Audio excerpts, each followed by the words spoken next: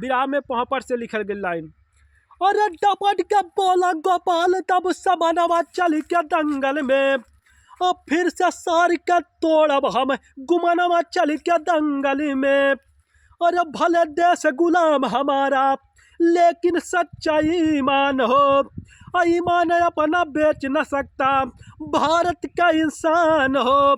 और जान के ऊपर कई दे परनवा चल के दंगल में, और भले खून से रंग जाई गर्दनवा चल के दंगल में। कालन साले अंग्रेज के बात हमसे बर्दाश्त ना भइल। कालन अब की मामा कम पटकले रहले, अब की चाप दे हुलुक्का खून फेंक देबा। जब गोपाल यादव के अंग्रेज पकड़ लेलन तब कुश्ती भइल, उहू में गोपाल यादव पटक के दाब देलन उ अंग्रेज पहलवान के। ऐसन दबलन कि मामा अल्लाह के प्यारा हो गईलन, मर गईलन। तब बिरहा में आल्हा लिखल गई। एके हमरे रामदेव उस्ताद,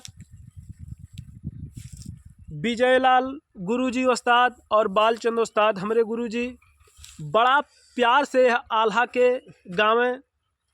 आज शिष्य भी अमरनाथ यादव कुछ कुछ प्रयास हो बोले के। कैसे गावे? अरे सब कुछ करावे, अरे सब कुछ करावे हो नारी दुनिया में भैया। अरे सब कुछ करावे होनहारी दुनिया में भैया। और जाके बंद भइल कलकत्ता में गोपाल। और यहाँ दुआरे जब आइली बरतिया बाबू, गौआ कलो गली हलाई इज्जत समारी। और डोली में बैठ के गौरी चलली ससुररिया भैया। और बरस नया नवा होता ही है जलधार, बरस नया नवा होता ही है जलधार। चलो आखिर बतावत हो। अरे बोला अंग्रेजवा से, अरे बोला अंग्रेजवा से होई के लाचार। और फिर कठियाबाद में होई हो अगर दंगल भैया। और फिर कठियाबाद में होई हो अगर दंगल भैया। अरे चल के पटकाई जई बतिया लमान। ए बाबू, आखिर अंग्रेज काठियाबाद में फिर कुश्ती दंगल रखलन। कालन गोपाल पहलवान, तुझे एक शर्त पे छोड़ूंगा, जब तुम इस कुश्ती में पटका जाओगे। तब बिरहा में सदर आल्हा से भाव लिखल गई। अरे छुट के गोपाल अइला बहिनी के घरवा। ए भैया छुट के गोपाल अइला बहिनी के घरवा। बहिनी के घरवा। अरे दाढ़ी बढ़ल बार नहीं होला पहचान। अरे जब जब राखिया रोवली बहिनिया। ए भैया जब जब राखिया रोवली बहिनिया। अरे रखिया उठाई चंदल नदी दरम्यान। ए बाबू, आखिर जब जब राखी के त्योहार आवे तो बहिनियाँ चंबल नदी के किनारे जाए और राखी लेके स्नान करे जाए तो भैया के याद करे। तो एक दिन अंग्रेज जब पटका गए नाई कुश्ती, काठियाबाद में भइल कुश्ती, उहू में अंग्रेज के पटक देलन दूसर के अंग्रेज के। तो गोपाल यादव के इतना सिल्ही पे लौटा के मरलन, इतना करंट लगा देहलन कि गोपाल यादव पागल हो गया। पागल हो गईलन, वही जंगल में रहत रहलन, घास भूसा खा करके अपने जीवन के जीविका चलावत रहलन। बकित भारे समय उसी जंगल में एक ऐसा जड़ी बूटी था जो गोपाल यादव ने खा लिया और ठीक हो गईलन। जब ठीक हो गईलन तो जंगल से चलन बहनिया के, जहाँ बहनिया के ससुराल बा वहाँ पहुँचलन। बहनिया जब देखलस तब कालस कुल कालन यारी पागल हो गल, कहाँ से आ गई।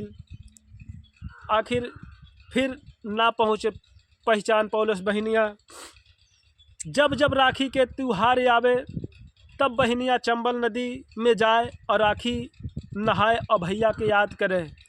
तब जब एक दिन पहुँचलस बहनिया, अब भैया पहुँचलन वही चंबल नदी के किनारे, और जो ही रखिया के निकाल के नदिया में प्रवाह कैले चाहत बा गौरी बहनिया, तोले गोपाल पहलवान बहुत बड़ा दाढ़ी नाखून हो गया था, समझ नहीं पाई।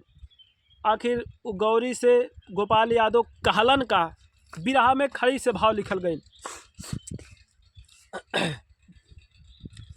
और मिलल भाई, और मिलल भाई बहन बूझल दिल के रसिया, और तखिलल प्रेम के, और तखिलल प्रेम में सुमनवा हंसेला बगिया, खिला प्रेम में सुमनवा हंसेला बगिया।